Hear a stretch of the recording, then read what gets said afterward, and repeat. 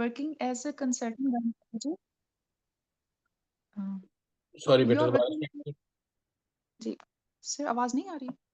नहीं आ रही, अब आ रही है। अब दोबारा पढ़ो, सुना रही हूँ sir. Topic: Contraception simulated role play task. You are working as a consultant gynecologist in a family planning center of a Freeman Teaching Hospital in England, where you see Dr. ABC, a 30 years old para 2+1, working as a demonstrator in physiology department of the institution, who consults you to take your advice about use of emergency contraceptive method, as she gives history of condom accident during sexual intercourse last night.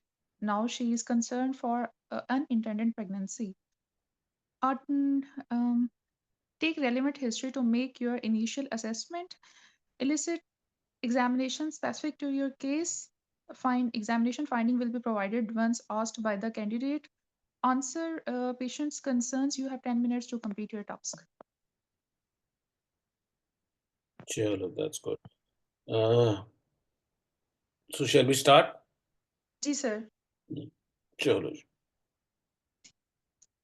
अस्सलाम start वालेकुम। करो। मेरा नाम वालेकुम। Doctor है। मुझे बताया गया है कि आपकी उम्र 30 साल है, आपके 2 बच्चे हैं और 1 हमल ज़ाया हुआ है, और आप मेरे पास इस मसले के साथ आई हैं कि पिछली रात कंडम एक्सीडेंट हो गया था आपके साथ। तो मैं इसकी क्या ये मालूमात दुरुस्त हैं? Yes, it's true. मैं इसके बारे में मज़ीद तफ़सीलात जानना चाहूँगी, और नर्स की मौजूदगी में आपका मुआयना करूँगी, और उसके बाद मैं आपसे तफ़सील से डिस्कस करूँगी। ठीक है? Uh, अच्छा, मुझे बताएँ कि आपकी उम्र 30 साल है, आपके जो 2 बच्चे हुए हैं, ये ऑपरेशन से हुए हैं या नॉर्मल हुए हैं? they were normal deliveries. छोटे बच्चे की उम्र कितनी है? It's 1 year. तो उनको दूध नहीं पिला रही, अपना फ़ीड करा रही हैं? uh, with weaning, yes. ठीक है, ब्रेस्ट फीडिंग करा रही हैं। और ये जो आपका हमल ज़ाया हुआ है, ये कितना अर्सा पहले हुआ है? इसको हो गए जी 3 साल। अच्छा, 3 साल हो गए, ठीक है। माहवारी आपको टाइम पे आती है? Yes, it's regular. अभी आपको माहवारी कब आई है? I think about 13 days back. ठीक है, 13 दिन पहले आपको माहवारी आई है, ठीक है। इससे पहले आप माने हमल के लिए कोई तरीका इस्तेमाल कर रही थीं? Excuse condom me? के अलावा? कंडम के अलावा आप कॉन्ट्रासेप्शन के लिए कोई और तरीका इस्तेमाल कर रही थीं? No. अच्छा, यानी सिर्फ़ आप कंडम ही यूज़ करती हैं, आपने किसी किस्म की कोई इमरजेंसी कॉन्ट्रासेप्शन में भी कुछ और यूज़ नहीं किया? बेटा, अभी सिनारियो दोबारा पढ़ो। अ, सर सिनेरियो तो सर मुझे पता है सर, एक्चुअली मैं हिस्ट्री इसलिए ले रही हूँ कि अगर उसने कोई यूपीए वग़ैरह लिया हुआ है तो बेटा, फिर मैं आप सिनारियो दोबारा पढ़िए।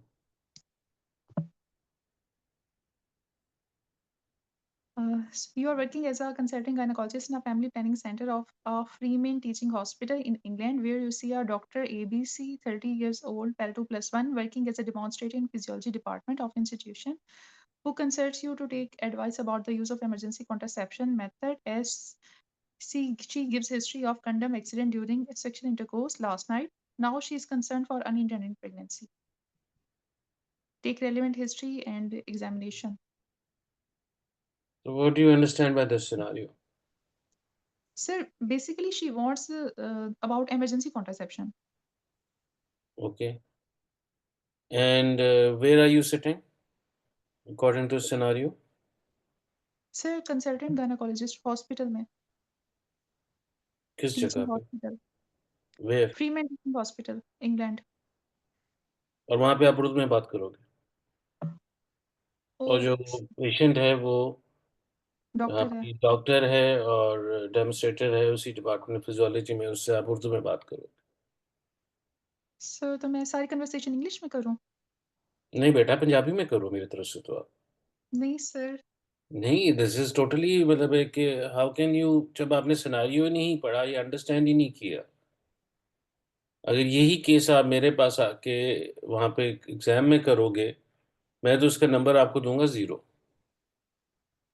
And the basic reason is कि you have not understood कि you where you are sitting and who you talking to and how you talking to, maybe आपकी क्लिनिकल नॉलेज, आपकी एक्सप्लेनेशन वो बिल्कुल ठीक हो। ये तो इसी तरह का है कि आपके साथ कोई अगर let's suppose I don't know, कोई अगर अंग्रेजी स्पीकिंग पेशेंट आ भी जाता है गलती से, और वो सारी आपको सारी कहानी है, you start off with your own language and you don't even understand कि जी व्हाट द सिनेरियोज। सिनेरियो जब भी दिए जाते हैं उसके पीछे there is always a background of checking something. Okay, sir. So I start my conversation in English. मैं तो ऑनेस्टली आपको I will give you zero for this centre, क्योंकि आपने ना मरीज़ को अंडरस्टैंड किया है, ना आपने सिचुएशन को अंडरस्टैंड किया है, ना आपने आपको इवैल्यूएट किया है। आपने सिर्फ इमरजेंसी कॉन्ट्रसेप्शन पढ़ के उसके हिसाब से आप you started off with anything you want. अब इंग्लैंड बैठ के आप उनसे कह रहे हो कि जी मैं माए हमल की आप कौन-सी चीज़ें इस्तेमाल करती हैं। Absolutely right, and I don't know how much they will understand और यू विल अंडरस्टैंड, और उससे आप क्या आगे लेके जाना क्या चाह रहे हो।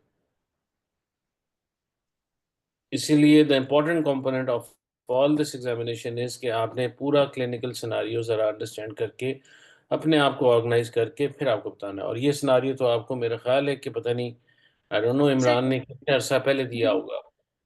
सर जी दिया होता है सर, मैंने पढ़ा और सर मैंने प्रैक्टिस भी की है सर।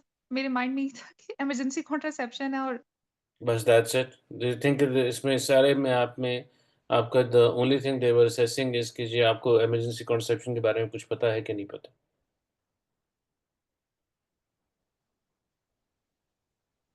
आई डोंट नो कि फिर आप लोगों को बोलते हुए या समझते हुए ये चीज़ें कब समझ आएगी, और this is not the first time which has happened, and ये रिपीटेडली एक ही चीज़, एक ही गलती, एक ही दफ़ा हुई जा रही।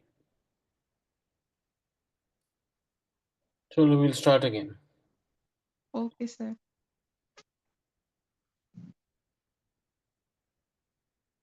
अस्सलाम वालेकुम। आई एम डॉक्टर साहिबा, working as a gynaecologist in this hospital. I have I came to know about you that you are 30 years old and you have previous to you are para 2 plus 1, and then and you came to me with the complaint of emergency condom accident, and you want to know about emergency contraception. Are these details are true? Yes. Okay. Now, Dr. Saab, Dr. Saiba, tell me that how are you breastfeeding your baby? And yes I am. okay, how much your last baby born? Old. He is about 1 year old. Okay. Uh, tell me, is your menstrual cycle is regular or not? Yes it's regular. Uh, tell me about your last menstrual period, date of it's about 12 or 13 days back. which type of contraception you have been using uh, for the past few months or past few days, except condom. We just be using condoms, nothing else. Okay. Are you updated with your pap smear? I think it's due about another 6 months. Okay. Um, have you ever done your ultrasound pelvis and someone told you that you have any fibroid or any other anomaly in your uterus or No, not? no, I don't Okay. think so. Okay. All other findings are normal. Uh, have you any complaint of vaginal discharge or abdominal pain and nasal pain, No, fever? Okay. Have you ever history of any cancer or any um, molar pregnancy? no, Do you have any history of any cancer in your family? Any DVT? no, Any you do you have any history of any asthma? Do you, or any chronic drug intake? no. Any drug allergy history? Not that I know of. Okay. Then we will move towards examination in the presence of Chevron. Uh, s- I want to know, sir. I want to know about BMI of the patient Height is after 5 biopsy. feet 3 inches and weight is 50 kg. Okay. Any specific finding on per abdominal examination? Any mass, No. redness, lower? Okay. Any local perineal examination? Any finding of discharge or infection, swelling? No.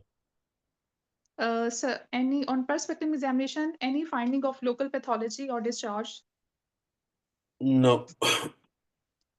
Then on bimanual examination, uterus size, position, and any adnexal tenderness, mobility. It's healthy looking, no vaginal discharge, normal size uterus, centimeter mobile, and fornixes are clear.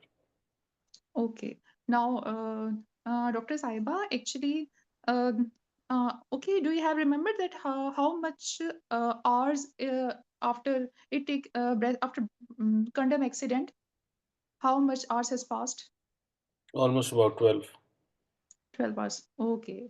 Now, do you want something with you, or should I explain only with you? What do you want? What do you mean by want something with me? Someone actually, I want. Do you want any your husband or any partner with you? I want to now discuss with you all plan. No, I don't want anybody. Okay. Now, Dr. Saiba, we have three options for emergency contraception. Two are pills and one is IUCD. We have copper IUCD, option of copper IUCD, and emergency contraceptive pills, levonorgestrel and UPA, ulipristal acetate. We Okay. will put emergency contraceptive in your uterus after doing a per vaginal and local examination. We will put it, and it is a little bit mm, discomfort for you during the process of insertion. Otherwise, and then we will remove it when we will date of next periods will come, when we will menstruate. Or if and then if you want to continue it, then you can continue it for 5 to 10 years if it is acceptable for you. Then we have option of pills in which we have levonorgestrel. I will give you 1.5 mg levonorgestrel, then that is effective for 72 hours, after which you can start your contraception. Or that then and other then we have also option of ulipristal acetate, that is effective for 120 hours. Okay. Whatever option that you want to choose, I will give you patient information leaflet about it, and I will also provide you links of YouTube How videos of does this oral emergency contraception works? uh, it works by preventing by delay all basically the two pills works by delaying ovulation. It delay the ovulation, and the device that we use that prevent that mainly works by preventing implantation, but it also works by preventing fertilization.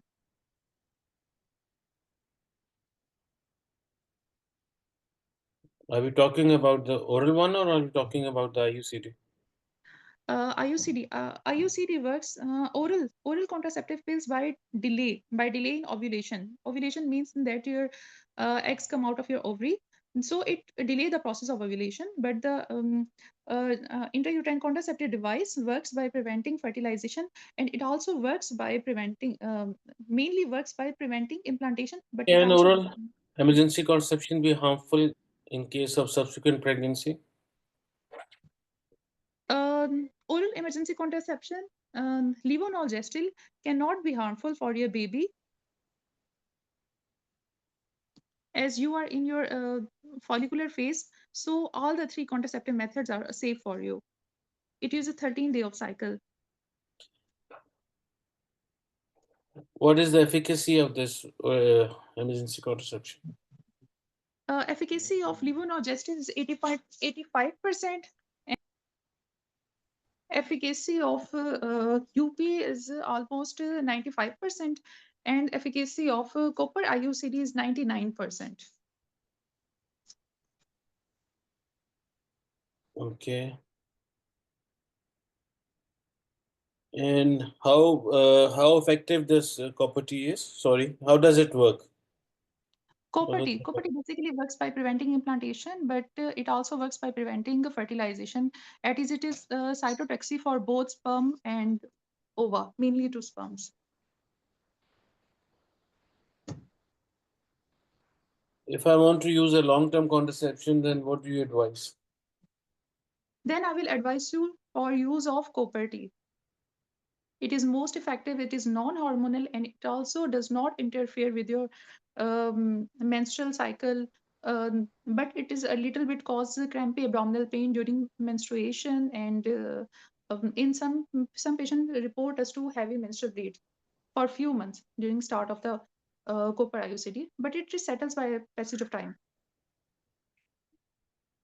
Okay, if I take oral contraception, how will you follow this oral tablets? Then how will you follow me up? Do I need to come back to you, or it's fine? Um Basically, as your cycle is regular and you are in your follicular phase, so we don't need to urinal follow, but when patient take in their luteal phase, in which there are more chances of pregnancy, and then we follow up by doing the UPT 21 days after the last intercourse. And do I need to use any other contraception Uh, any other contraception? if I take If an you oral are, medication? sir, can you repeat your question? Do I need to take any other contraception while after taking this pill No, for this no. month? For emergency contraception, this pill is effective. You don't need to take any other contraception. But if you want to continue another contraception by quick start method, then I will give you also details of other contraception. Okay. Sure. Our time is up. Okay. Beta, first thing is कि your knowledge about this is okay. That's fine. उसमें मुझे कोई इतराज नहीं है. जी sir. The only thing which I am not happy with is number one, पहले तो जो हमारा लैंग्वेज का जो चलो इशू हो गया. She is a doctor and she's a demonstrator in physiology. जी सर. Does that कोई आपकी जो अब आप किसी को भी जब काउंसल करोगे या जब किसी को भी कोई इंफॉर्मेशन दोगे तो उससे कोई डिफरेंस होता है? लाइक अ लेमैन आ जाता है और एक कोई डॉक्टर आ जाता है आपके पास, तो उसमें क्या हमारी कन्वर्सेशन में कुछ फ़र्क होगा? जी जी सर, बिल्कुल हम वो लैंग्वेज यूज करेंगे जो पेशेंट अंडरस्टैंड करता है, जो उसके लिए ज्यादा इजीली अंडरस्टैंडेबल है. And did you use that? All those जो नहीं आपने सर. सजेशन सर नहीं sir, it was my fault sir. मैंने एक्चुअली प्रैक्टिस भी उर्दू में की थी अपनी फ्रेंड के साथ रात को, और मैंने इस चीज़ को वो ही नहीं किया ना सर. एक्चुअली हम लोग वो कुंजे से भी डिस्कस करते हैं ना, तो और उर्दू में डिस्कस करते हैं कुंजे से सिनेरियो पढ़ के. तो यू थिंक कि कभी भी आपके पास कोई इंग्लिश स्पीकिंग मरीज़ नहीं आएगा या एग्ज़ाम में वो पूछ नहीं सकते? नहीं, व्हाट नहीं इज़ सर, आते हैं द बहुत. What is the mode of language of your examination, by the way? Sir वैसे लैंग्वेज तो वही होनी चाहिए ना, सर, जो पेशेंट अंडरस्टैंड करता है पेशेंट के साथ. अदरवाइज़ तो एग्ज़ाम में तो इंग्लिश में कन्वर्सेशन करते हैं सर टीचर के साथ. डू यू थिंक कि सारी उम्र आपके पास जहाँ पे भी आप अपना ट्रेनिंग कर रहे हो या ट्रेनिंग के बाद जो भी कर रहे हो, जब भी प्राइवेट प्रैक्टिस करोगे तो आपके पास सारी उम्र यही पेशेंट्स आएँगे, दूसरे मरीज़ नहीं नहीं आएँगे। सर. उनका सर एग्ज़ाम इट में तो वाज़ कोई ताल्लुक नहीं। Sir it was my fault sir. मैंने उस पे इतना वो फ़ोकस ही नहीं किया ना सर. और दूसरा how different it is to counsel a medical doctor rather than let's suppose कि कोई और आ जाती है, लेट्स सपोज़ जिसने एमबीए किया हुआ है या लेट्स सपोज़ इवन जो is not even studied anything. Sir उनको तो फिर प्रॉपर डिटेल से समझाना पड़ेगा ना, because they have not background knowledge of any medical field. It makes your life very, very easy if there is a doctor sitting with in front of you जिसको yes आपको sir, explain जो exactly. आप कर रहे थे, उसकी language उसको समझाना कि we will insert discomfort which is वो तो ख़ैर मैं उस लाइन पे गया ही नहीं क्योंकि वो that was not part of this scenario के साथ। Akşam ama मैं जो बेसिकली जो आपने जो चीज़ मिस की है, वो 3 की हैं, जहाँ तक मेरा अपना हिसाब है। आणि बीपी चेक कराया नंबर उसकी 1 नंबर 1 इसमें टॉप ऑफ द लिस्ट पे आपने उससे डिटेल में ये नहीं पूछा या कम से कम आस्क नहीं किया कि do you are you sure you don't want to अगर आप प्रेग्नेंट हो जाते हो, you don't want this pregnancy. Is this the reason you coming here? जी सर, सही पहला हमने नहीं स्टेप, पूछा। ठीक। नंबर 2 अगर आपने ये बात नहीं उससे पूछी कि अगर आपने ये कॉन्ट्रसेप्शन ही यूज़ करनी है, यू वुड लाइक कि जी कि it's a one time thing, you want a permanent solution for this और आगे क्या करेंगे? क्योंकि ये भी एक्सप्लेन करना उनको बड़ा इम्पोर्टेंट है when while talking about emergency contraception कि this is not a mode of contraception which we can use every time और repeatedly. If you want to have you don't want to have any children क्योंकि you already have 2 and you think कि जी नहीं है, तो फिर then आप मुझे ये पहले बता दो कि जी you would like to have a short term contraception plan, you want to have a long term contraception plan or you want to have a permanent solution for this contraception plan. तो जब ये sir ये तीनों वाली अ, sir ये जो आप कह रहे हैं कि परमानेंट सॉल्यूशन है, ये इमरजेंसी का बता के फिर पूछेंगे पेशेंट से या फिर उससे पहले ही नहीं, पूछ लेंगे? नहीं आप पहले उसको वैल्यूएट तो करोगे ना बेटा कि ताकि आपने उसको as a whole in the end आपने उसे ऑफ़र करना है कि क्या-क्या ऑप्शंस हमारे पास हैं और क्या कर सकते हैं। यू नीड टू असेसमेंट में जब आपकी उसकी स्ट्रीम टेकिंग में आप आते हो, तब उसमें आओगे। वो कहती है लेट्स सपोज़ कि जी मुझे तो अभी सिर्फ़ शॉर्ट टर्म या सिर्फ़ इस मंथ के लिए चाहिए, जी आगे का I will decide later with my husband. वो कहती है जी हाँ, our family is complete, we would like to have a long term contraception और हमें लेट्स सपोज़ 3, 4, 5 इयर्स तक मैं अभी डेमोंस्ट्रेटर हूँ, अभी मैंने आगे अपना इम्तिहान पास करना है, तो मुझे उतने टाइम के लिए चाहिए। वो कहती है कि नहीं जी मेरी अब इस एज में और 2 चिल्ड्रन के साथ I think we are good enough and we don't want to have any more children. फिर then you start moving on कि जी हमने अगला स्टेप उसके हिसाब से फिर हम क्या करेंगे। एक हमने जो उसका इमरजेंसी इवेंट हो गया है उसको ट्रीट करना है और नंबर 2 उसको लॉन्ग टर्म के लिए करना है। यू डोंट वांट हर कि जी वो हर दूसरे महीने, चौथे महीने आपके पास दोबारा आ जाए कि जी कि मेरा तो फिर कोई एक्सीडेंट ब्रेक हो गया या मेरा ब्रीच ऑफ कंडोम हो गया या मेरा लेट्स सपोज़ व्हाटएवर कि जी मुझे दोबारा आप दें।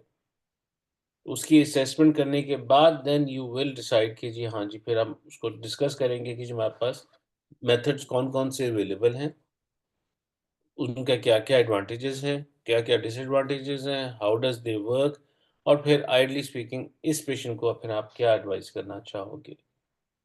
जो चीज़ हिस्ट्री में इन्होंने एक मिस की वो उसमें अस्थमा का आई थिंक इन्होंने ज़िक्र कर दिया था, लिवर डिज़ीज़ का नहीं किया था। जी दैट इज़ सर। और जो एलएनजी है सर वो भी तो 13 डे पे नहीं दे सकते ना एलेक्स सर के रिलीज के बाद। एलएनजी का आप क्या मैरिना की बात कर रहे हो कि ओरल की बात कर रहे हो? सर ओरल ओरल की बात करी जब ये बता रही थी उसको ऑप्शंस तो आपने बताया ना कि एलएमपी उनकी 13 डेज बैक है। तो जी। बुक्स तो यही कहती हैं कि जब एलेक्स सर रिलीज हो जाए तो फिर एलएनजी काम नहीं करती मतलब ओरल वाली।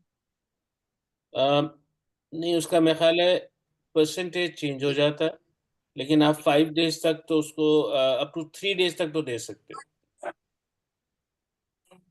सर मैंने और तो इसकी यही जो पढ़ा था और इफेक्टिवनेस है सर दूसरा। इसकी सॉरी जी जी सर।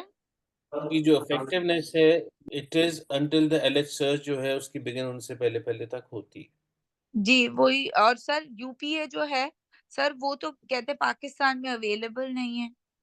बेटा बिल्कुल अवेलेबल नहीं है लेकिन ये हम बैठे हुए थे इंग्लैंड में, इसीलिए इस सिनेरियो को चेंज किया गया। हाँ हाँ सही। सिर्फ ठीक। पाकिस्तान में भी हो तब भी हमने ऑप्शन तो उसको सारे ही देने हैं ना। नहीं जब अगर आप पाकिस्तान के अंदर बैठे हो मेडिसिन या अवेलेबल कहती हाँ है कि अवेलेबल ही नहीं है तो अवेलेबल लेंगे तो फिर कहाँ आप से। किस तरह दोगे?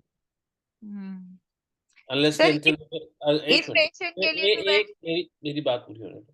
जी जी। अनलेस के अंटिल पेशेंट कहती है कि हाँ जी, मैं तो दुबई से मंगवा लेती हूँ या मैं इंग्लैंड से मंगवा लूँगी हम्म। और वो कल आ जाए मेरा लेट्स सपोज़ कोई रिलेटिव आ रहा है और वो आज लेके आ जाएगा।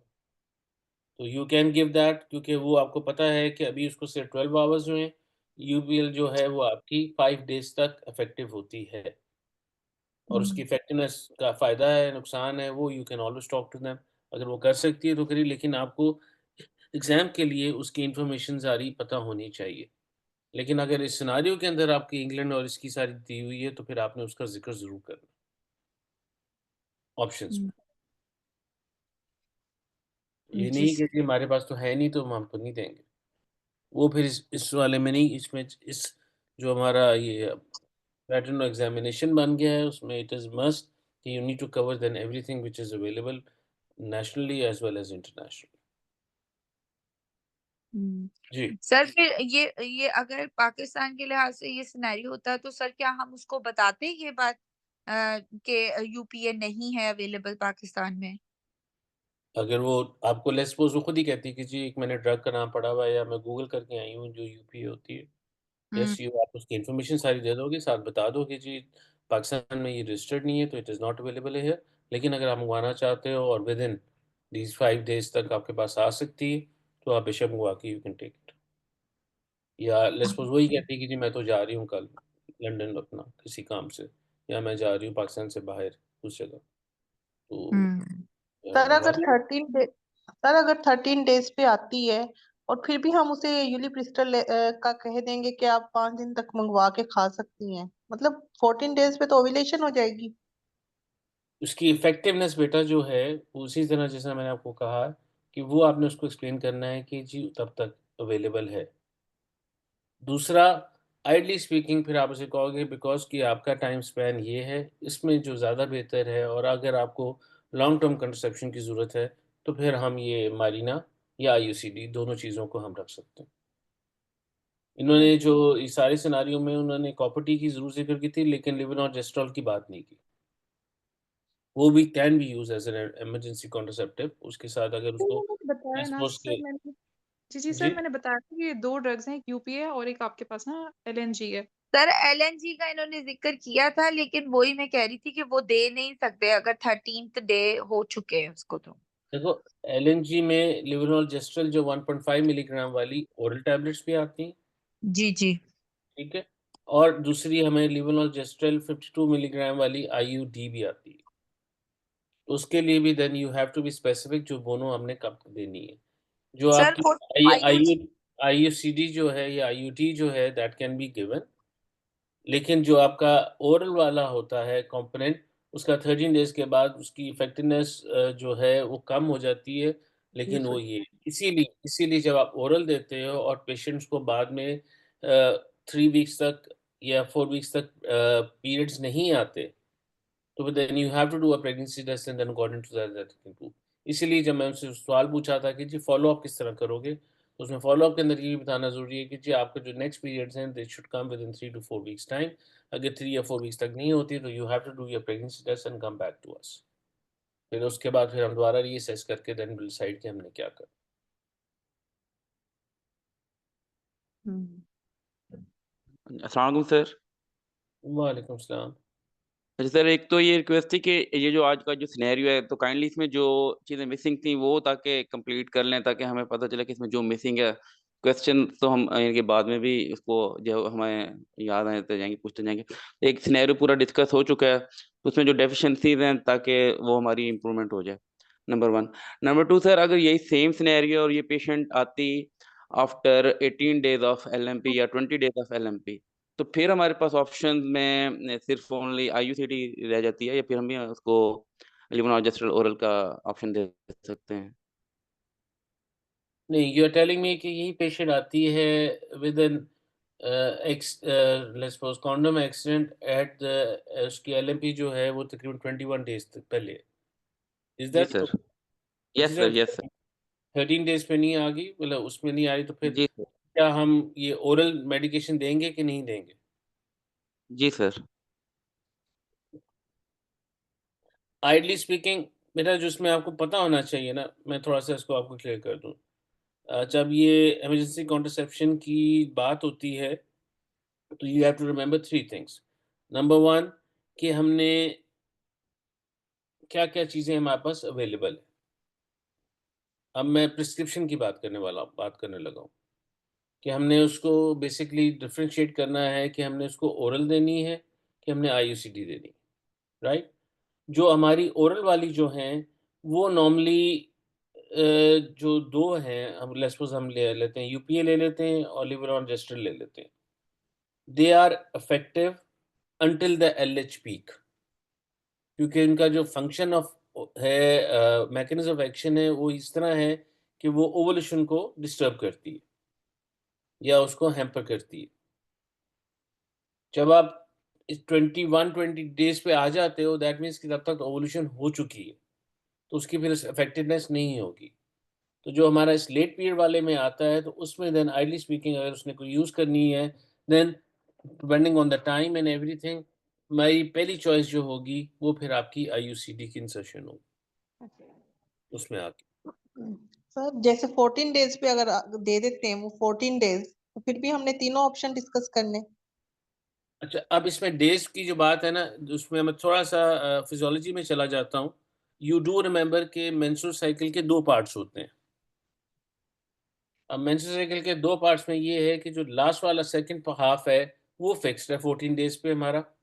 पहला वाला half can very. That means कि जब उसको पीरियड्स आए हैं, उसने ओवुलेशन नॉर्मली उसके 14 डे पहले की हुई है। दैट पोर्शन इज़, अगर आपको याद हो अपना मेंस्ट्रुअल साइकिल की या ओवेरियन साइकिल का पिक्चर जो है, उसमें ये वाला portion yes sir, neutral phase fixed होता है। ठीक है ना? अब दूसरा जो इसमें इम्पोर्टेंट बात है, जो पूछने वाली है, वो उसकी साइकिल की ड्यूरेशन है, जो भी मरीज़ आता है आपके पास। It is a 21 day cycle, it is a 28 day cycle, it is 32 day cycle. इन सब तीनों चीज़ों में जो लास्ट वाला पोर्शन है, वो हमारा फिक्स्ड है, बाकी वाला कैन वेरी, अगर उसका मेंस्ट्रुअल साइकिल रेगुलर है। अब इसी में एक ये उसके लिए अकॉर्डिंगली अगर आपका ख़्याल है कि उसकी एलएच सर्ज हो चुकी है, then ideally speaking then it has to be, then फिर आपने ये आईयूसीडी, क्योंकि तब उसकी अगर वहाँ से लेट्स सपोज़ फर्टिलाइज़ेशन हो भी जाती है, तो इम्प्लांटेशन को आप रोकोगे। अगर उसकी ओवुलेशन नहीं हुई हुई है, then both of these can be offered to them, लेकिन उनकी इफेक्टिवनेस कम हो जाती है। एक दूसरा इसमें मैं सॉरी क्या कहने लगा था? सर एक मेन क्वेश्चन जो इन्होंने नहीं पूछा कि इंटरकोर्स से अब तक कितना टाइम गुजर चुका है, सर ये भी तो वो हमने कुछ। 12 आवर्स का बेटा बताया था। वरना अच्छा, तो ये वी ऑल नो कि जो हमने इसकी इफेक्टिवनेस है, वो तो उसके डेज़ के हिसाब से फिक्स है ना कि जी कुछ में 5 दिन है और कुछ में 3 दिन है। लेकिन शी डिड आस्क कि जी कि ये जो हमारा इवेंट हुआ था, कितनी देर पहले हुआ था? जी ठीक है। जो इसीलिए जो फिर बात वो डॉक्टर साहब की जो थी कि जी हमने नॉर्मली अगर उसकी ओवुलेशन हो चुकी है, फिर जो जो पिल्स हैं दे विल नॉट वर्क, फिर then it has to be something जो हमने आईयूसीडी अंदर इंटरनली रखनी है। अगर वो पहले हाफ में आ जी जाती है, sir. Then both of them are the options which is available for the patient to discuss and then we move on. And sir this will जी also sir, depend, sorry, this will also depend upon कि उसकी cycle की length कितनी है। It's जी sir sir. आईएसटीडी भी तो ओव्यूलेशन के 5 डेज तक भी इफेक्टिव है, तो सर उसके बाद तो फिर एलएनजी देते हैं ना, कि और बता भी देते हैं कि चांसेस इसके कम है इफेक्टिवनेस के। नहीं, देखो, जो आपकी आईयूसीडी है वो तो effective through out the cycle किसी पीरियड में भी है। क्योंकि आईयूसीडी ने काम किस तरह करना है कि उसकी वहाँ पे जाके यूट्रस के अंदर इम्प्लांटेशन रोकनी है। जो आपकी ओरल टैबलेट्स हैं, इन्होंने ओवुलेशन को हैम्पर करना है। तो अगर उसकी ओवुलेशन हो भी गई है, तो आईयूसीडी कैन बी प्लेस्ड ताकि वो जाके इम्प्लांट ना हो सके। जी सर, हमने उसको असेस करना है, उसकी साइकिल की ड्यूरेशन पूछ लेनी है पहले ही, और फिर यस, उसको उसके बाद हमने डिसाइड कर लेना है हाँ।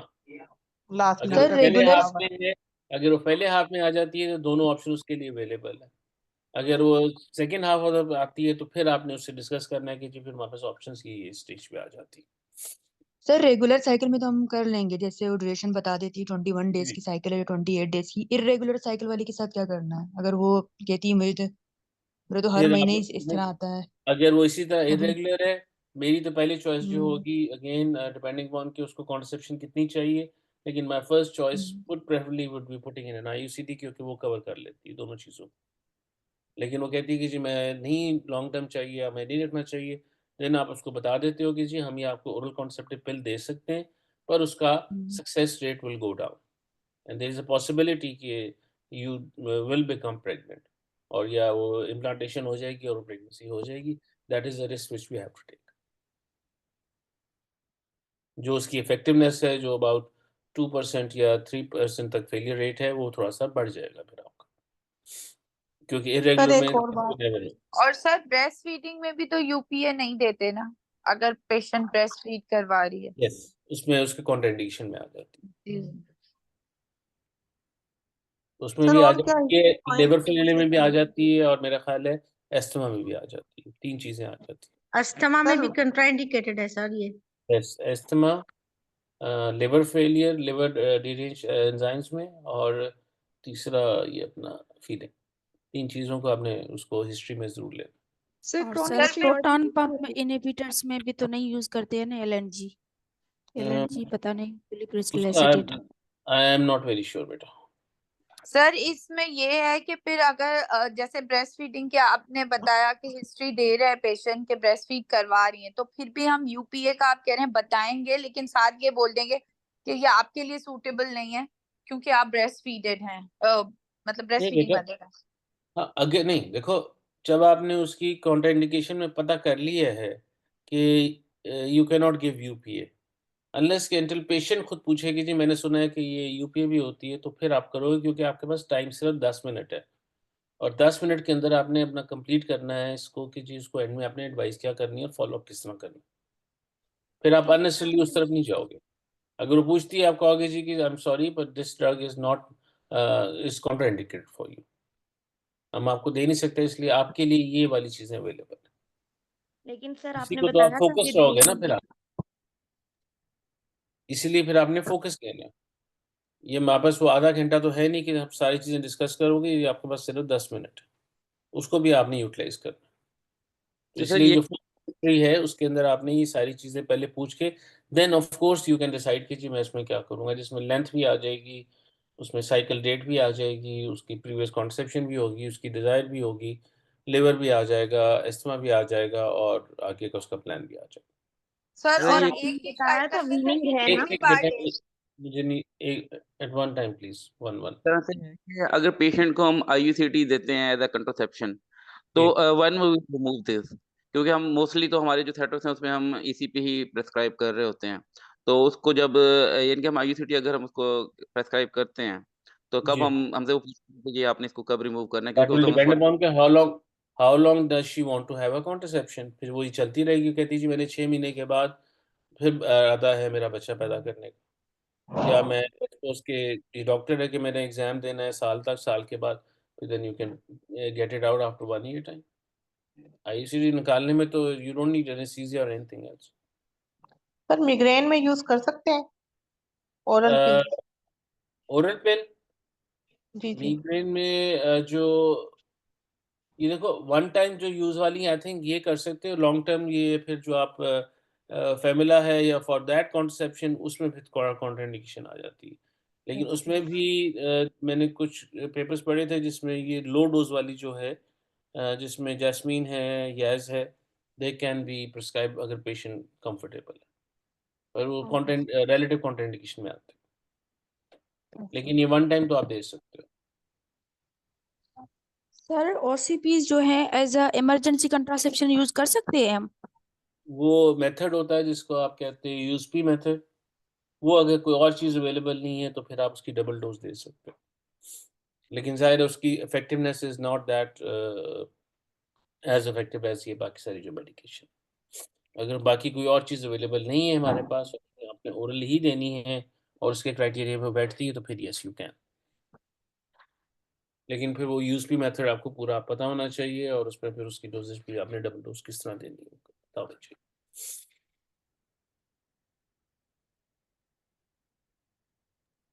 सर अगर पेशेंट आती है कि उसके 2 एक्सीडेंट हुए, यानी 2 दफ़ा उसको कंडम ब्रेक हुआ है, तो सर इसके लिए फिर हमारा जो फर्स्ट वाला उसका इंटर को जो है एक्सीडेंट वो तो होगा that will, yes, from time point of view that will be the first one। आपने जो काउंटिंग करनी है कि जी लेट्स सपोज कितने दिन हो गए हैं, कितने आवर्स हो गए हैं, दैट विल बी ठीक from the first contraception, unless कि उसने उसके बाद यू नीड टू आस्क कि जी जब पहला इंसिडेंट हुआ था उसमें आपके बाद कोई आपने कुछ चीज़ यूज़ की थी कि नहीं की थी? अच्छा। अगर तो उसने कहा जी मैंने कुछ नहीं किया था, but that will be the first point of from you will decide कि क्या करेंगे। और जो इस किस्म के जिसके मल्टीपल एक्सीडेंट्स हो रहे हैं, they are not a candidate जिसमें आप उसको अपना क्या कहते हैं ओरल की एडवाइस करोगे उसमें, फिर क्योंकि she requires then it has to be an IUCD. And जब आप आईयूसीडी की बात जब करोगे उसकी जब अगेन एक जो बात अगेन सॉरी मैं भूल गया था क्योंकि ये अगेन सिनेरियो जो था ये इंग्लैंड का था, तो उसमें फिर आप उसके मल्टीपल सेक्सुअल पार्टनर्स के बारे में भी इंफॉर्मेशन पूछोगे ज़रूर। अगर वो कहती है जी येस, फिर उसके साथ अगर आपने आईयूसीडी भी रखनी है, वो भी रखनी है, तो then you have to consult them of STIs. वो फिर एक एडिशनल ऐड ऑन हो जाएगा। उसको और कवर सर ज़रूर अगर हाँ सर, अगर patient 20th day of menstrual cycle पे आती है और उसको अभी जो है ना उसका सेक्सुअल अनप्रोटेक्टेड इंटरकोर्स हुआ है विद इन जी। 72 आवर्स और 120 जो आवर्स में, तो क्या हम 20th डे के बाद भी उसको इमरजेंसी कंट्रासेप्शन दे सकते हैं, हालांकि उसका रेगुलर मेंस्ट्रुअल साइकिल है 28 डे का और उसका ओव्यूलेशन तो 14th डे पे हो गया है, तो अभी क्या उसको हम दे सकते हैं emergency contraception after 20th day of menstrual cycle?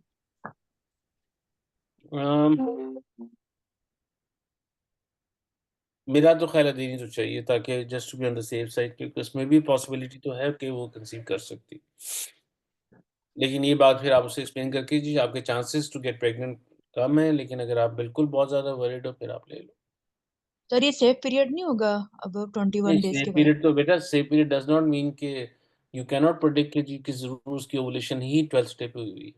हो सकता है इस टाइम साइकिल पे वो थोड़ा डिले होगी, सर 60 लेकिन वो जो विद तो आपके विथड्रॉल पास मेथड हम यूज करते हैं, विथड्रॉल मेथड हम यूज करते हैं, उसमें भी तो विंडो पीरियड में सिर्फ वो करते हैं ना, but तो उसके that बाद तो beta that is not an effective or 100% right way of using a contraception. It is not. उसके लिए वो yes that is one method, लेकिन वो तब है जब कोई और चीज इस्तेमाल करने के लिए तैयार ना हो। लेकिन सर हम पेशेंट हमसे ये पूछते हैं ना कि डॉक्टर आप मुझे बताएं मेरा कौन सा सेफ पीरियड है जिसमें मैं इंटरकोर्स कर सकती हूँ विदाउट There is मेडिकेशन, कोई मेडिकेशन नहीं लेना चाहती, कोई कंट्रासेप्टिव यूज नहीं करना चाहती। एज अ डॉक्टर तो मैं तुझसे कभी कहूंगा जी there is no safe period, क्योंकि you can ovulate, you can still conceive. और उसमें अगर आप बिल्कुल चाहते हो कि जी हमारे ना हो, हाँ एक वो है कि बच्चे हो गया तो ठीक है, नहीं हुआ तो फिर भी ठीक है, आप उनको ज़रूर एक्सप्लेन कर दोगे, लेकिन फिर देन ये नहीं होगा कि वो प्रेग्नेंट होकर आपके पास आ जाए कि जी आप मेरी आप मुझे कोई मेरी मिसकैरेज कर दें या मेरा अबॉर्शन कर दें या मुझे बॉडी इफेक्ट दे दें।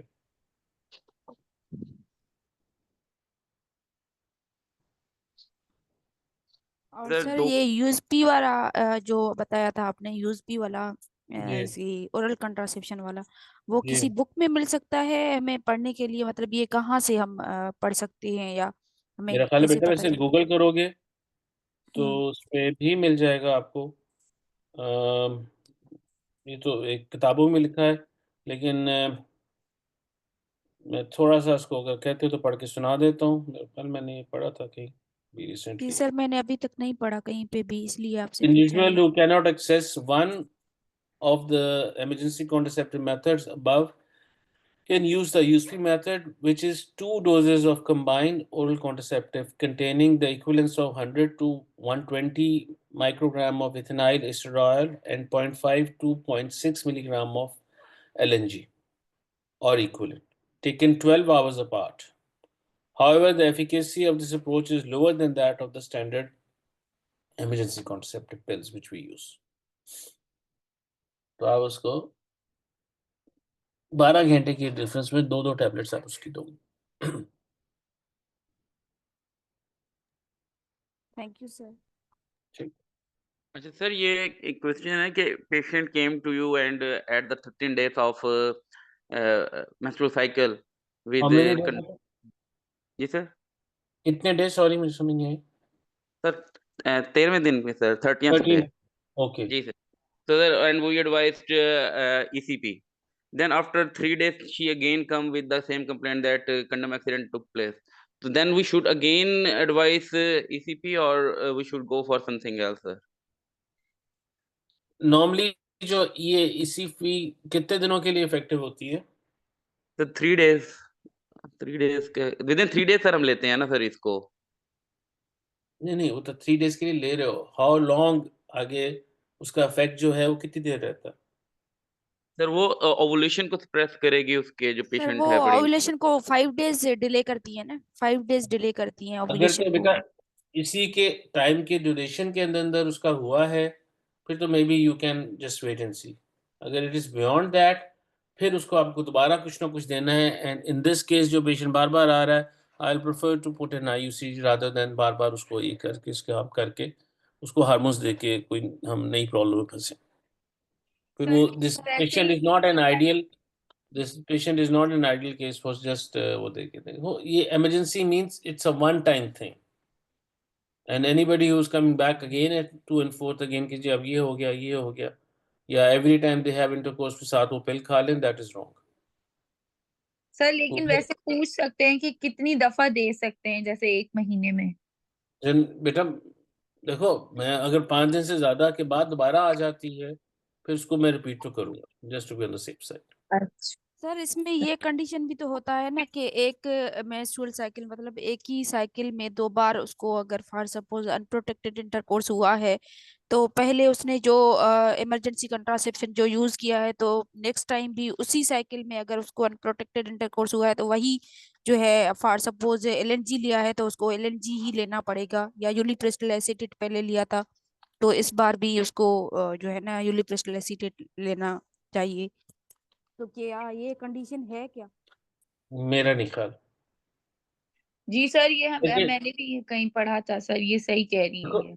देखिए, अगर तो वो खाई और उसको सूट कर गई है लेट्स सपोज, फिर ड्रग चेंज करने का तो मेथड नहीं है, लेकिन दोनों का जो मैकेनिज्म एक्शन है वो मिलता जुलता है। तो मेरा ख्याल है आपका कहने का मतलब ये है कि अगर पहली दफा उसको वो वाली दी है मेडिसिन, तो नेक्स्ट टाइम भी फिर सेम मेडिसिन देंगे। जी जी जी sir. Will not change the अपना। हाँ जी सर, अगर एलएनजी ओरल खाई थी पहले तो अब यूपीए पे शिफ्ट नहीं करना, अब एलएनजी ओरल ही खिलानी है दोबारा। ठीक, दैट कुड बी, मुझे इसका पता नहीं है, मैं चेक कर लूंगा, लेकिन अगर आपने पढ़ा है तो फिर that will be alright.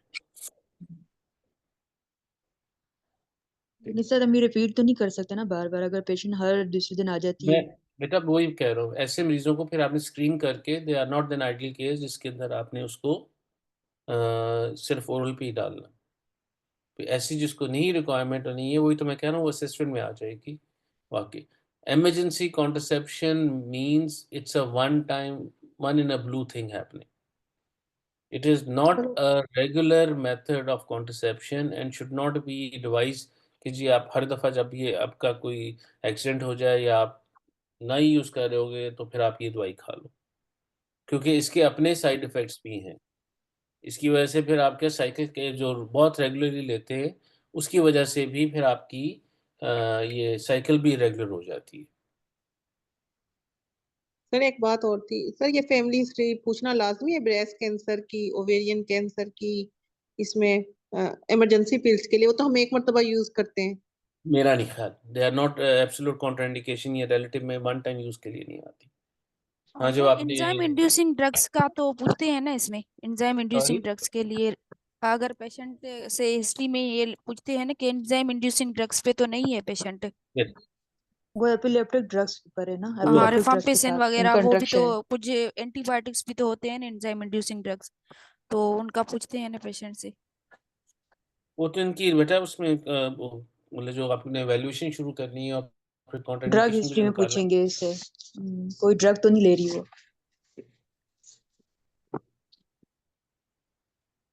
Proton और पंप इसके बाद इनहिबिटर्स जब का आपने भी है लेट्स सपोज रोल। आपने ये यूपीए दे दिया है, उसके बाद अगर उसने आपने कॉन्ट्रासेप्टिव पिल एडवाइस करनी है, वो एटलीस्ट उसके 5 डेज के बाद करेंगे। और सर ड्यूरिंग क्या दीज रिपीट टाइम करें उसने सर इस जो बात को? अगर आपने उसको यूपीए दे दिया है और बाद में उसको कॉन्ट्रासेप्टिव पिल एडवाइस करनी है रेगुलरली, दैट विल अच्छा। Be given after 5 days of the जो आपने यूपीए देने के बाद होगा। और ड्यूरिंग दीज 5 डेज या तो एब्सटिनेंस होगी या वो अपना कोई और मेथड ऑफ कॉन्ट्रासेप्शन साथ उसमें ऐड करेगा। और जो अगर आप दोगे ये ओरल लेवोनिस्ट्रॉल तो उसके बाद 7 डेज के बाद करते हो।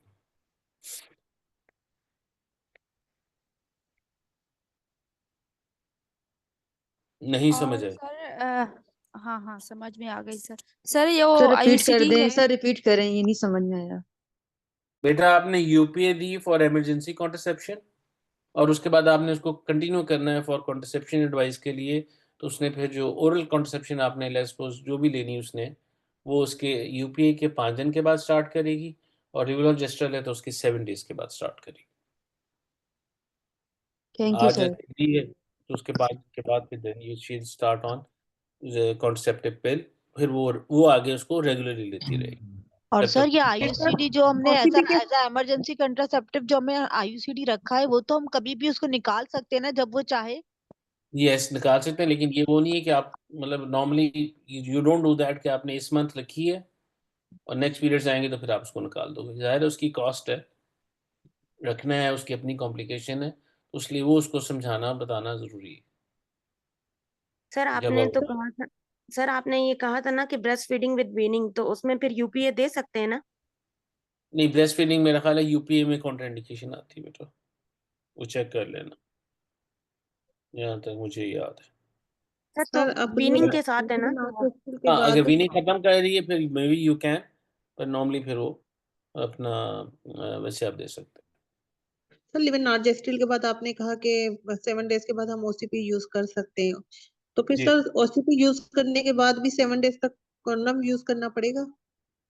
नहीं, वंस वो स्टार्ट कर दी उसके बाद नहीं पड़ेगा, लेकिन वो जो बीच वाले दिन है उनमें यस,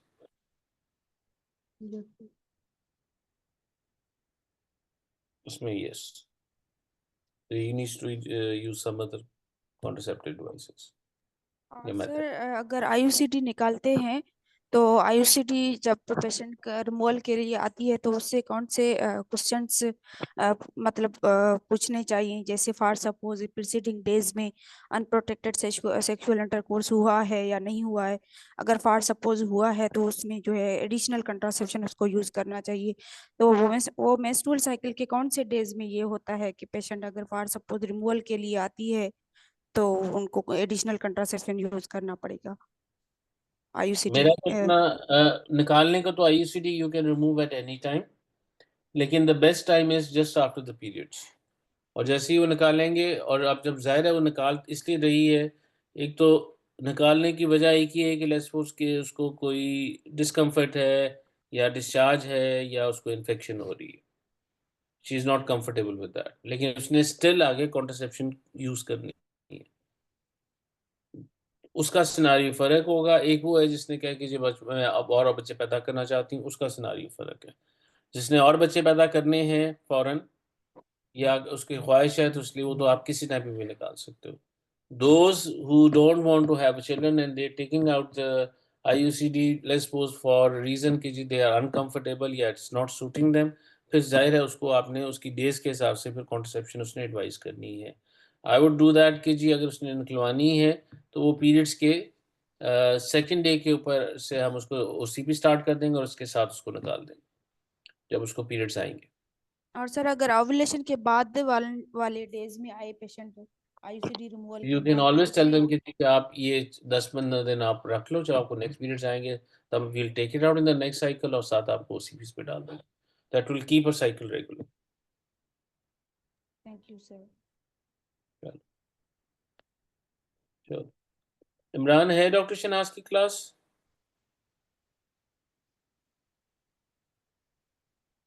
बेटा आज है? जी सर है सर।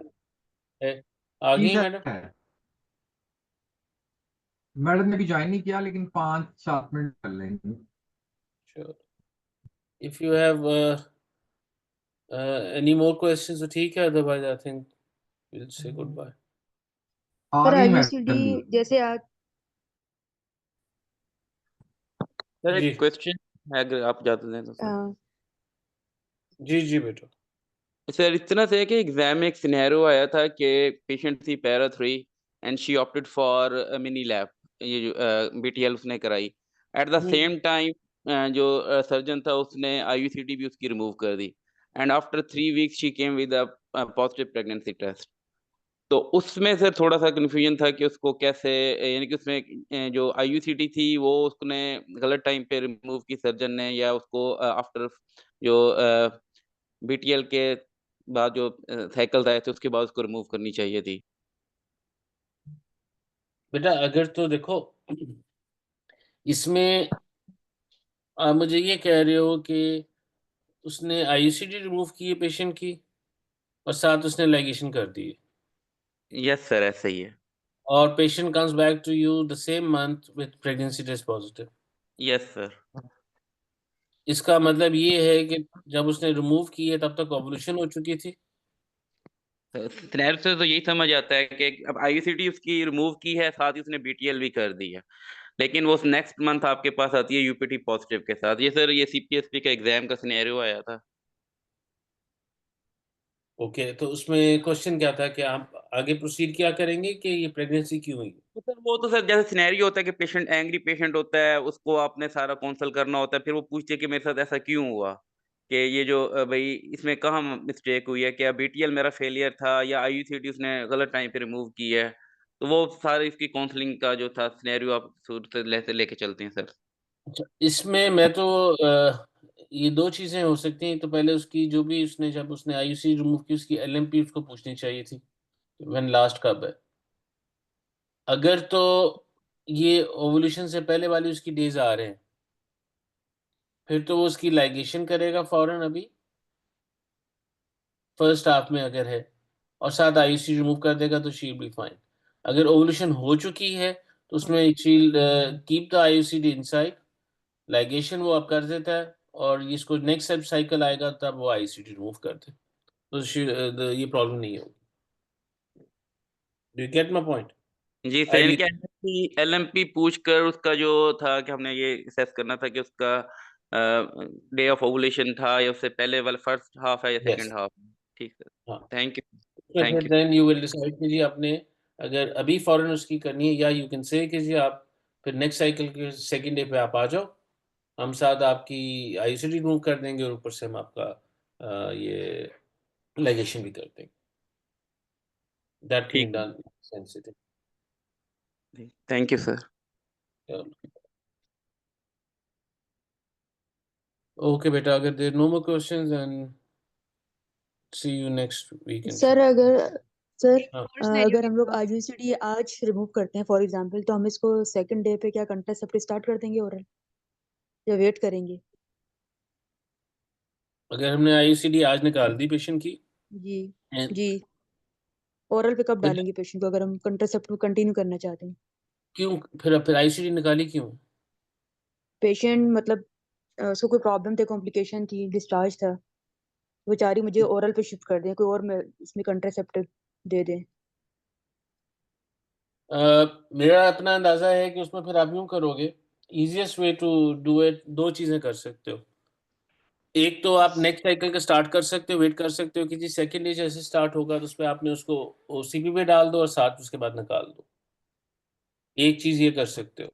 दूसरा ये कर सकते हो, अगर आप अभी IUCD निकालोगे तो उसे कहोगे जब तक नेक्स्ट पीरियड नहीं है आपके आते, आप कोई ना कोई और contraceptive method like condoms use करते रहोगे till the next period comes in, और फिर जब आपने OCP स्टार्ट कर दी उसके बाद you can leave that. Thank you sir. ठीक है। तीसरा, अगर उसको IUCD सूट ही कर रही है और कॉन्ट्रासेप्शन ऑलरेडी वर्क कर रही है और कंफर्टेबल है, उसको निकालने की भी जरूरत नहीं।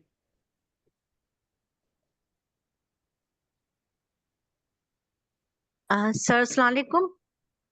वालेकुम सर सलाम। जी जी सर, वो ये जैसे डॉक्टर ने सिनेरियो बताया कि PT पॉजिटिव हो गया है, उसका BTL भी हुआ है, तो अभी PT पॉजिटिव का हम फिर क्या करेंगे काउंसलिंग में? आपका क्या ख्याल है क्या करना चाहिए? वो तो पेशेंट एक मेरे पास भी आई थी, उसका TL बायलेटरल हो चुका था लेकिन वो PT पॉजिटिव थी, तो उसको तो मैंने कहा अभी कंटिन्यू करो, अब तुम क्या चाह रही हो, तो वो पेशेंट पे डिपेंड करता है ना कि इधर she wants to continue the pregnancy और नॉट। एक नंबर वन, और number two then it has to be according to the law of जो आपका है हाँ, उसके एक जो हिसाब 19 उसका, हाँ। उस पे आपने यू हैव टू आपने एडवाइस जरूर करनी है कि जी दिस इज टेस्ट।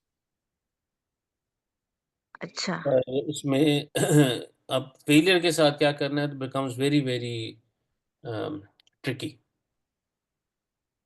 जिसमें आपके पेशेंट भी कहेगा जी मैंने तो आपसे ही करवाई थी, तो अब मुझे आपकी प्रेगनेंसी होगी, मुझे तो प्रेगनेंसी नहीं चाहिए, मेरा ये इशू है, अब क्या करना चाहिए। जी सर। तो ये एक अलग आ जाता है कि जी कि क्या मतलब ये वो सिनारियो है जिसमें पेशेंट प्रेग्नेंट हो गया, let's suppose not because of you, वैसे ही प्रेग्नेंट हो गया, एंड प्रेगनेंसी के बाद दे वांट टू हैव अपना they don't want to continue for any reason. हमारे पास जो सही। अभी तक जो लॉ है इसमें 2 मैंने पढ़े हैं, जिसमें कुछ फतवे भी ऐसे हैं। अब ये काफ़ी कंट्रोवर्शियल चीज़ हो जाएगी, इसको आई डोंट नो एग्ज़ाम में आप नहीं कहोगे, लेकिन इसमें वो कहते हैं कि जी जब तक हार्ट बीट नहीं आती या 42 डेज़ नहीं गुज़र जाते तब तक आप उसकी टर्मिनेशन कर सकते हो, वो लीगल है। मेरे पास एक मौलवी साहब आए थे, मुझसे उन्होंने बहुत बहस की कि जी हमारी टर्मिनेशन कर दें, हमारे पहले 4 बच्चे हैं वहाँ से। मैं कहा जी हम तो लीगली कर नहीं सकते, लेकिन जब उसने मुझे बहुत ज़्यादा किया तो मैंने उससे कहा कि जी अच्छा अब तुम यूँ करो, जाके किसी से मुझे फतवा ला के दिखा दो। वो मेरे पास 3 दिन के बाद आया कि जी ये फलाँ जो आलिम हैं उन्होंने ये लिख के मुझे दे दिया, ये फतवा है कि जिसमें जो रूह है वो इतने दिनों के बाद पूरी की जाती है, इसलिए आप मेरी टर्मिनेशन करो। लेकिन जहाँ तक मेरा अपना कॉम्प्रिहेंशन है कि we are only allowed to do termination unless and until the baby is abnormal और it is dangerous for the mother to continue with this pregnancy for any reason, उसकी life. But that all depends upon कि आपने किस तरह उसको लेके आना है, क्या करना है। लेकिन डू रिमेंबर दैट, वो एक ये भी बात बड़ी इम्पोर्टेंट है कि हम जब भी ये बात करते हैं ये कॉन्ट्रसेप्शन की या किसी लॉज़ की, हमने अपने लॉ ऑफ लैंड को भी सामने रखना है, और दूसरा जो बंदा आपके पास आता है या जो पेशेंट आपके पास आता है, ही कुड बी वो नॉन मुस्लिम भी हो सकता है, उसके अपना फ़ेथ है, उसके अपने राइट्स हैं, उसमें भी आ जाता है, तो उसपे आपने क्या करना है। सर तो एग्जाम आप में अगर आ जाता है तो नहीं, टर्मिनेशन एडवाइस कर दें। एग्ज़ाम में देखो, एग्ज़ाम में आपने वो करना है जो by the law of the land के हिसाब से आपने उसको एडवाइस करनी। सही सर, जैसे मेरे प्रैक्टिक पास प्रैक्टिक आईयूसीडी के क्या है, साथ प्रैक्टिक पेशेंट अगर हाँ, आईयूसीडी के साथ आती है तो फिर then one of the recommendation is कि आप सिर्फ आईयूसीडी निकाल दें। अगर उसके साथ वो अगर अबॉर्ट कर अगर दिया आईयूसीडी के तो साथ प्रेगनेंसी है पेशेंट को और पेशेंट कह रही है कि मैं अबॉर्ट करना चाह रही हूँ, उसको आईयूसीडी के साथ प्रेगनेंसी हो गई है और पेशेंट कहे कि मैं उसको अबॉर्ट करना चाह रही हूँ, तो सर ये टॉक्स में आया था ना ये क्वेश्चन आईयूसीडी इन प्रेगनेंसी वाला, तो यस, क्या उनके विशेस को रिस्पेक्ट मतलब देनी चाहिए? क्योंकि हमारे यहाँ तो ऐसे होता है ना कि भाई इलीगल जो अबॉर्शन है वो उसको हम मतलब मना करते हैं, वो नहीं करनी चाहिए। तो बेटा देखो, वो इसमें जब आपकी ये बात आती है तो you will go to the patient and you tell them कि जी कि देखो जो ये मेथड है, it is not an 100% method. जब ये रखी गई थी तो आपको इन्फॉर्म किया गया था कि इसमें इतने परसेंट चांस होता है कि इसके साथ प्रेगनेंसी हो सकती है, and that was inform to you, आपको इन्फॉर्म किया गया था, आपने वो रिस्क लिया था, इसलिए ये अब हो गया। I am very very sorry कि आप unfortunately you come into that category, and according to the law of जो हमारा है उसके हिसाब से वी कैन नॉट टर्मिनेट। हाँ, the maximum we have to do is कि we have to take out that property, वो मैं निकाल देती हूँ। उसके साथ अगर हो जाती है ऑटोमेटिकली या पेशेंट ग्रो नहीं करता फिर दैट इज़ फाइन, लेकिन वो होगी तो फिर लीगली मेरा नहीं ख्याल कि हमारे पास ऐसा राइट है कि हम उसको टर्मिनेट करें। Not to my knowledge. Patient जो है इंसिस्ट कर रही थी वहां पे एग्जाम में कि मेरा मतलब मुझे बस अबॉर्ट करवाना है, तो उस केस में क्या करना चाहिए मैं सर? बेटा मुझे तो ये एग्ज़ाम का नहीं पता, प्रैक्टिकली मुझे ये ज़रूर पता है कि जब इस तरह की पेशेंट इंसिस्ट करती है, देन वी टेल देम कि जी कि ये जगह है जहाँ पे ये टर्मिनेशन होती है, आप वहाँ जाके करवा लो। मैं नहीं मैं legally I don't feel comfortable doing it, इसलिए मैं नहीं करता। अच्छा सर, आप माशाल्लाह सर एग्जामिनर हैं, एग्जाम भी लेते हैं, तो जो एग्जाम आता है वो तो सर पूरा एक पैकेज होता है ना, एक सवाल जो होता है वो विद इन 10 मिनट्स आपने उसको हैंडल करना है। तो यही जो मैंने आपसे सिनेरियो डिस्कस की है, तो इसमें सिर्फ उसने 2 लाइनें लिखी हुई थी कि जी पैरा 3 है और बीटीएल कराई है, अब यूपीटी पॉजिटिव के साथ आई है। तो उसको पूरा हिस्ट्री लेनी है, हिस्ट्री के दौरान वो बताती है जी मेरा तो उसने आईयूसीटी थी, वो फिर कब रिमूव की, वो पूरा चलते-चलते और विद इन 10 मिनट्स उसको पूरा कवर करना, और इन द एंड फिर वो शी वाज प्रेग्नेंट, एंड जैसे डॉक्टर साहिबा ने बताया कि शी वाज इंसिस्टिंग कि जी अब मुझे इसको क्या कहते हैं अपना इसको बच्चे को अबॉर्ट करना है। तो कुछ ट्रिकी बातें होती है, तो मेरा नहीं ख्याल कि इन ट्रिकी बातों पे वहाँ पे अबॉर्शन का तकरीबन सबको ही पता है। तो वहाँ पे अगर हम कहेंगे जी नहीं sir land of the law है, ये है और इस्लामिक ये है, तो वो वहाँ पे जो एग्जामिनर बैठा होता है उसका भी अपना एक पॉइंट ऑफ व्यू होता है। शी मे बी इन कि जी नहीं कर देना चाहिए या नहीं कर देना चाहिए। कुछ ट्रिकी बातें हैं सर, इनको मेरे ख्याल में ना ही नहीं उनको वहाँ पे जिनकी जो लैंड बेटा है ठीक है देखो, उसको मुताबिक। देखो ट्रिकी बातें प्रैक्टिकल बातें अपनी जगह हैं। वहाँ एग्जामिनर का अपनी जो इस एग्जाम की अब यही ब्यूटी है, वो अपना कुछ नहीं, अगर वो प्रो अबॉर्शन है या अगेंस्ट अबॉर्शन है वहाँ पे वो कुछ नहीं कर सकेगा, क्योंकि वो जो लिखा हुआ है उसमें, जो उसमें लिखा हुआ है उसी को उसने फॉलो करना। जो उसको की दी गई है, ही कैनॉट अपनी मर्जी से उसमें वो नंबर नहीं लगा सकता कि जिसने अबॉर्शन कर दी तो मैं उसको एक्स्ट्रा नंबर दे दूंगा, नहीं की तो मैं नहीं करूंगा। उसने मिली उसको वहां पे देख के पेशेंट की एंड द एंड सेफ्टी को देखते हुए, और आप लीगली क्या क्या स्टेप ले सकते हो नहीं ले सकते उसके हिसाब से आप कहोगे। मैं तो डिफेंड करने की बात कर रहा हूँ कि जी के फिर अगर आपने नहीं करनी तो फिर how will you defend yourself कि जी कि हम ये नहीं कर सकते। देखो जो आईयूसीडी रखी हुई उसके साथ प्रेगनेंसी होगी, वो तो एक सर्टेन परसेंटेज है जो 100 में से आएगी आपके पास, चाहे 1% है चाहे जितना भी है, वो आपके पास एक मरीज आ जाएगा जब आप 100 रखोगे कि जी unfortunately she has become pregnant, she has become sir pregnant. तो जैसे आप क्या आपने कहा करना दो है? बातें कर दें आप, दोनों बातें कर दें आपके इसको मतलब इसके एक तो चांस है कि कंसेप्शन हो सकती है, और दूसरा इसको मैं नहीं करूंगी क्योंकि ये मतलब मैंने पहले से आपको काउंसिल कर दिया था, हो सकती है कंसेप्शन, आप कहीं और से करा लें, फिर हम ऐसे कह सकते हैं उनको। पता नहीं वो एग्जाम में मैंने तो वो सिनारियो देखा बेटा, देखा नहीं हुआ, तो आई डोंट नो कि उसकी की में क्या लिखा हुआ।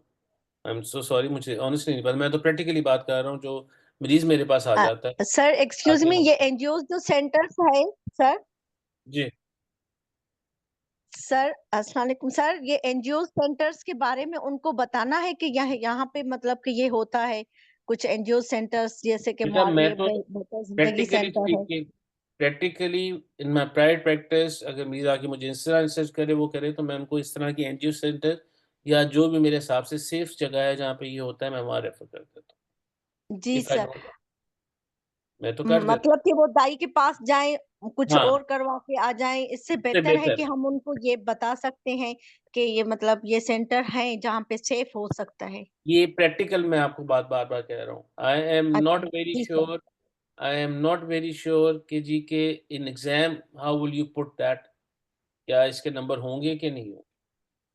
मुझे अच्छा ये सर ठीक है। जाके मुझे सर वो जाके, अगर लेकिन अगर बहुत सर अगर ऐसे इंसिस्ट भी तो होता है कि पेशेंट की विश भी तो देखी जी जाती है, अगर हम उसको फॉलो करें तो फिर आप कर दोगे डीएन से, तो अगर पेशेंट कह रहा है बार बार मैं कर नहीं दोगे? करना चाहती, तो नहीं फिर सर फिर आप करनी कर दोगे? चाहिए। नहीं वो तो तो दैट पेशेंट देखो की ना, नहीं पेशेंट की विश बिल्कुल ठीक है, मुझे उसमें बिल्कुल नहीं एतराज, और ऑफ कोर्स उसको हम सामने जरूर रखते हैं। तो ऐसे पर कहते हैं ना, रेस्पेक्ट करें पेशेंट की दिस विश इज को। A very very great, I know doctors जो कर देते हैं उनका अपना एक पॉइंट ऑफ व्यू है। जैसे अभी डॉक्टर साहब ने कहा कि जी अगर मैं नहीं करूंगा तो वो किसी दाई के पास जाके अपनी यूट्राइन रप्चर करा के या इंटेस्टाइन इंजरी करा के फिर सेप्टिसीमिया में और शॉक में आ जाएगी। अब जी सर। वो अब आ जाएगी तो क्या उसकी जिम्मेदारी आपकी है कि उसकी है किसकी? तो ये एक अलग डिबेट है जिसको नहीं, लेकिन आपने according to your law of land और जिसको आप डिफेंड कर सको, आपने वो चीज करनी है एग्जाम के अंदर। अस्सलाम वालेकुम सर। जब आप प्रैक्टिकली आ जाओगे फिर थोड़ा सा आपको इसको रीएडजस्ट करना पड़ेगा।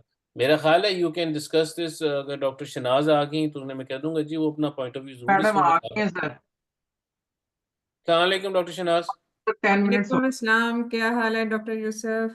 बिल्कुल मैडम ठीक। मैडम ये कह रही हैं कि जी अगर पेशेंट एक आ जाती है जिसको प्लस पोज आईसीयू रखी हुई है और वो प्रेग्नेंट हो गई, हम्म। तो अब हम क्या उसकी टर्मिनेशन कर दें?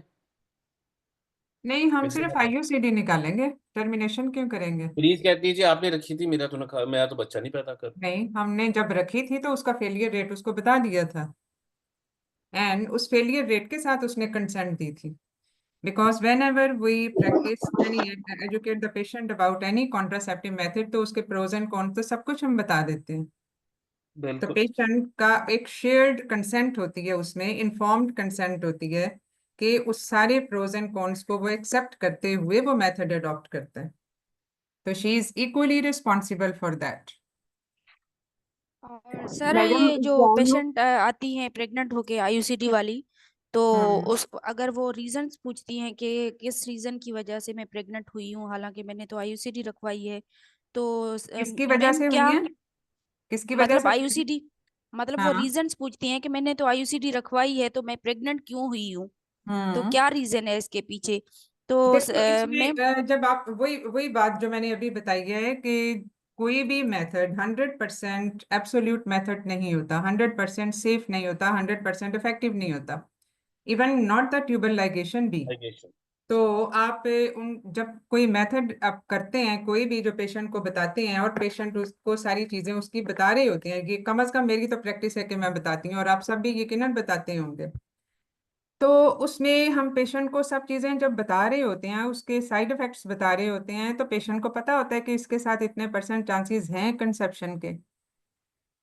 ठीक है, तो इसलिए अगर वो हो गई है तो फिर उसमें वो वजह तो नहीं पूछ सकती, और जाहिर आईयूसीडी के साथ हो सकती है। और मैडम मैम क्या एग्जाम में जो उसको ये पेशेंट कह थी, सकते हैं हम कि हो सकता है कि एक्सपायरी डेट के साथ उन्होंने आपको आईयूसीडी ना ना ना ना, रखी हुई हो? नहीं, ये नहीं आप कह सकते, ये नहीं, तो डॉक्टर पे ब्लेम डालने वाली बात है, और हाँ आप कभी भी किसी डॉक्टर पे ब्लेम नहीं डालते। बिल्कुल नहीं डाल। अगर आपको नजर भी आ रहा हो तो भी आप नहीं डालते। हाँ मैडम एब्सोल्युट। एग्जाम में ये पेशेंट जो थी, मेडिकल एथिक्स में है। प्रीवियस 4 स्कार हैं हम्म और मेरे प्रीवियस 4 स्कार्स हैं, मेरा छोटे बच्चे बहुत छोटे छोटे हैं, तो हम्म मैं कोप नहीं कर सकती ना, मैं प्रेगनेंसी No, नहीं but चाहती। no social reason is an indication for termination of pregnancy. Justification नहीं बनती। Okay, ठीक है, अच्छा, मैं उसमें उसमें हम जस्टिफाई नहीं कर सकते बाय एनीथिंग अनलेस के पेशेंट की कोई लाइफ थ्रेटनिंग वो हो, उसमें कम से कम आपको 2 डॉक्टर्स की कंसर्न की वो उसके ओपिनियन की जरूरत होती है। या एबनॉर्मलिटी ऑफ या बेबी। या फिर कोई एनॉमलस बेबी हो तो जो इनकम्पैटिबल विद लाइफ है, सिर्फ ये 2 सूरतें हैं, अदरवाइज नहीं। और कुछ कंट्रीज में तो इन 2 सूरतों में भी नहीं किया जाता। दुबई में नहीं करते, यूएई में नहीं करते। हम्म तो इसलिए जो है ये हमेशा इसमें बहुत स्ट्रिक्ट इंडिकेशंस हैं। इसमें कोई ऐसा नहीं है कि बस ऐसे ही पेशेंट आ गया कि बच्चा छोटा है या प्रीवियस 4 है या ये मुझे प्रॉब्लम है, मेडिकल डिसऑर्डर है तो कर दें, वो कोई वजह नहीं बनती। आप पेशेंट को काउंसल करती हो, और जो पेशेंट ऐसे होते हैं उनको आप डिस्चार्ज करते हुए या जब आपके पास वो आती है तो आप उसको बताते हो सारा कुछ कॉन्ट्रासेप्शन के बारे में एंड इफेक्टिव कॉन्ट्रासेप्शन के बारे में, तो वो तो पहले से आपने उसको ब्रीफ किया होता है।